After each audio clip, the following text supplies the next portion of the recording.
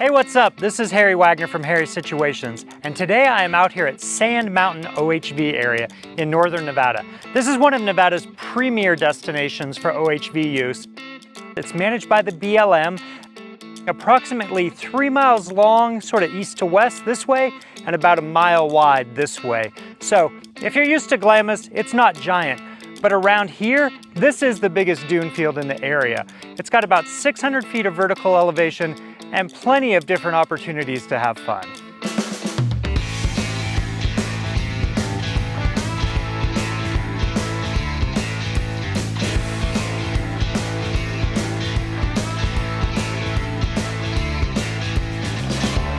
Yeah, it's a little over 4,400 acres. It's one of 3 singing dunes in the world. On a quiet day, if you go up to the top of the mountain, you can hear the dunes sing. We have quite a bit of different off-road trails and just a little bit of closure areas. Now, if you're new to OHVs, you might want to start at the Nevada OHV online safety course. We've got a link below in the description for this video, and it is brought to you by the Nevada Outdoor School and funded by the Nevada OHV Commission. That's a great place to get started. It'll provide you with a lot of information to make sure that you ride safe and ride smart when you're out here and go home in one piece. You're also going to want registration for your OHV. This video is actually funded by those registration funds. In Nevada, we use this money to do all sorts of great projects, not only videos, trail maintenance, trail building, you name it. If it has to do with off-road, it's funded by Nevada OHV Fund. Now in this video, we're gonna tell you everything you would ever wanna know about Sand Mountain. So that includes things like where to get fuel, what do you need to bring, what sort of weather is there out here, when are the best times to come. We're gonna cover all that and more, and even let you in on a few local secrets that you won't find anywhere else. The point of having the BLM recreation site here is, for the public to come and enjoy. That's what we're all about. That's what me being in recreation is all about. We want people to come out and enjoy the land, enjoy the dune, have a great time, and be safe. All right, your first question might be, how do you get here? So the nearest town is Fallon, Nevada, and Sand Mountain's about 20 miles outside of Fallon on Highway 50. Now, if you're coming from Fallon, you'll see a sign to make a left-hand turn to get into Sand Mountain, but there's no left-hand turn lane, so make sure to use your blinker. Give the people behind you plenty of time so that they can prepare to slow down for you to make that turn. If you're coming from the east, the nearest stop is Middlegate. You can get fuel there. You're also going to want to get a burger because they don't just have any burgers. They are the best ones around. Take my word for it.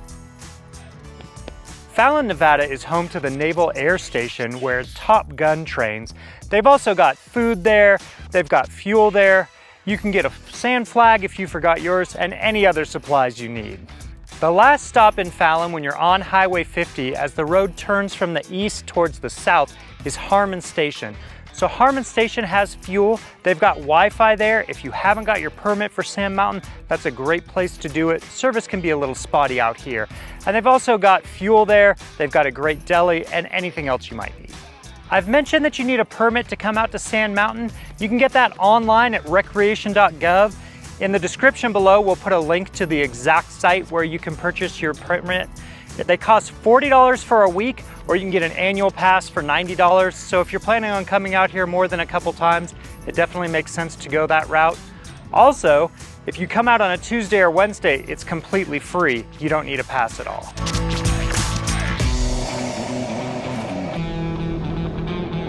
The best time of year to come out to Sand Mountain is in the spring and in the fall. Definitely our busiest weekends are Halloween and Easter. Halloween we see upwards of 8,000 to 10,000 people. Easter can be pretty similar. Those times of year, temperatures are very moderate during the day. It does get pretty chilly in the evening, being high desert. So you want to dress in layers. Make sure you plan for cold weather if you're going to spend the night, and warm weather during the day so you can shed those layers. Summer is pretty darn hot out here. You don't see a whole lot of visitors to Sand Mountain. The other thing is the sand gets so dry, it can really be a challenge to drive. You get stuck a lot more in the summer when the sand is all dry than you do other times of year where there's been some precipitation. Now winter can be a bit of a gamble. Sometimes it's super nice out here, sometimes it's snowing sideways. So regardless of the time of year, you definitely want to check the weather before you come out so you can plan ahead and be prepared for whatever situation you might encounter. One thing you can count on in the desert is the wind. I'm a superstitious person. I don't want to say it out loud, but plan on it. You want to make sure you bring your goggles. You want to make sure your camp, everything is staked down, sealed up, because it will be windy during your visit. It's not a matter of if, it's a matter of when. See what I did there?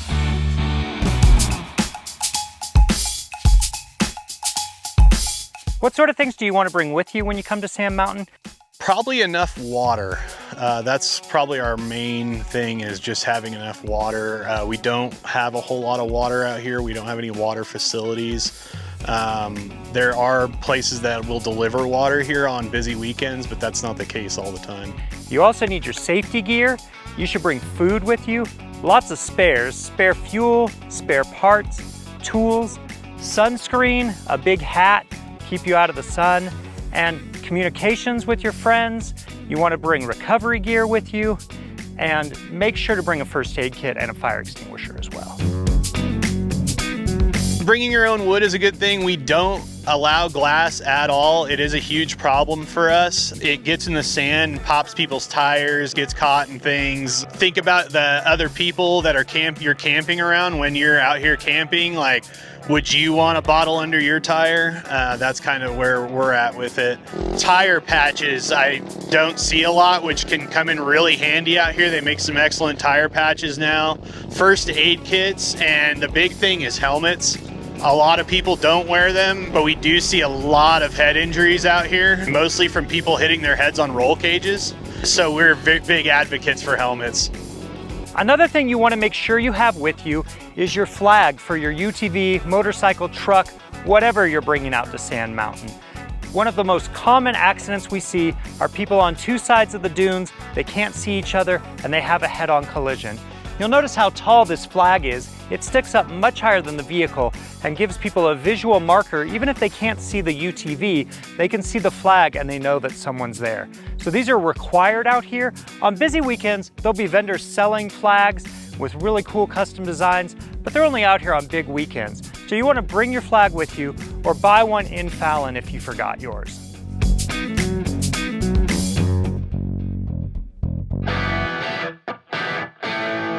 While it's possible to get a hotel room in Fallon, most people that come out to Sand Mountain camp here at the base of the dunes.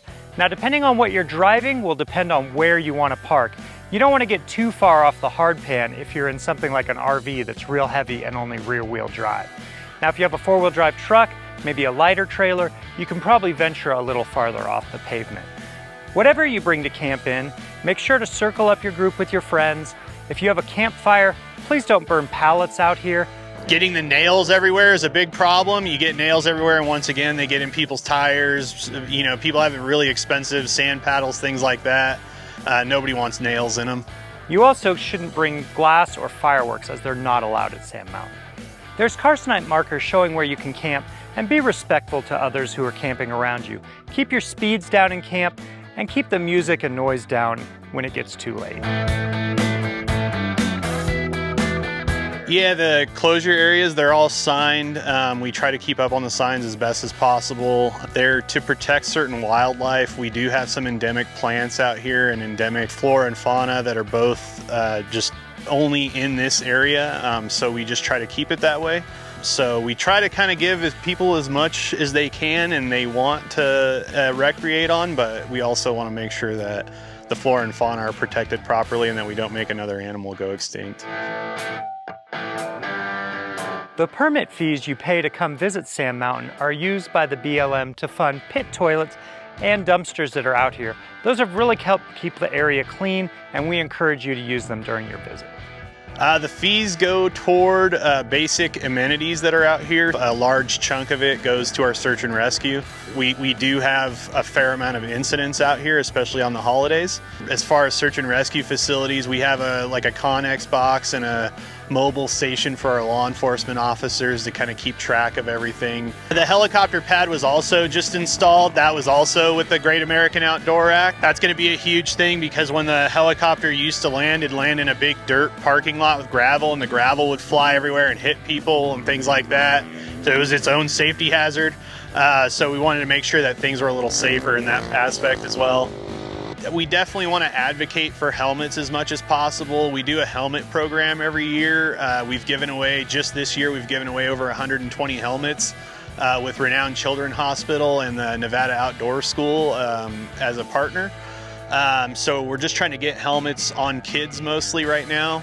But we do really highly recommend helmets. We've seen a lot of head injuries out here that are mostly unnecessary and don't really need to happen.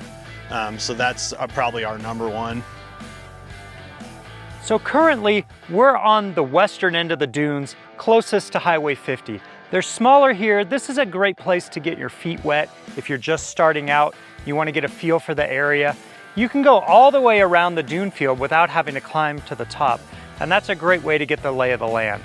Now remember, whether you're planning to climb all the way to the top of the mountain or just putt around camp, you definitely want to put on all of your safety gear anytime you leave.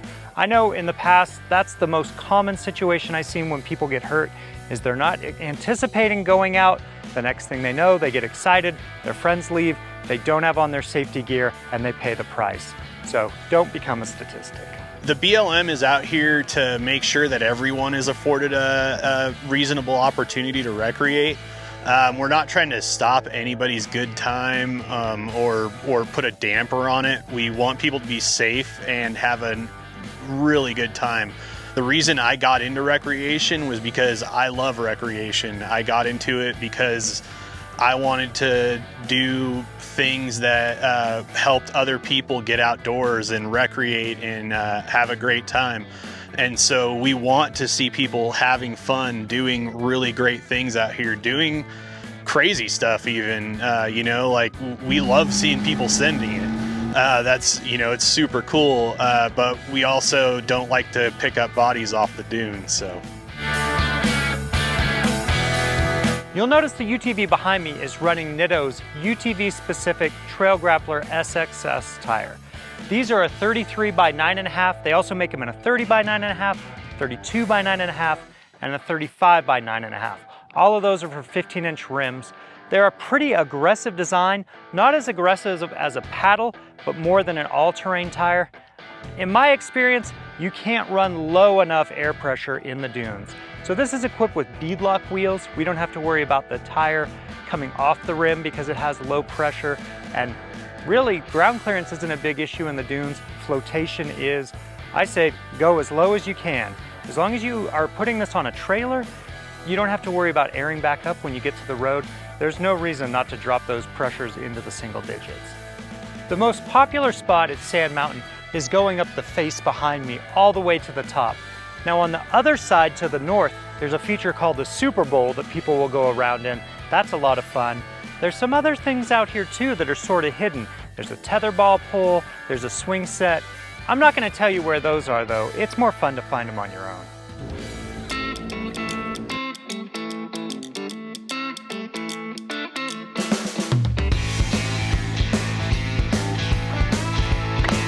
That's it for this video.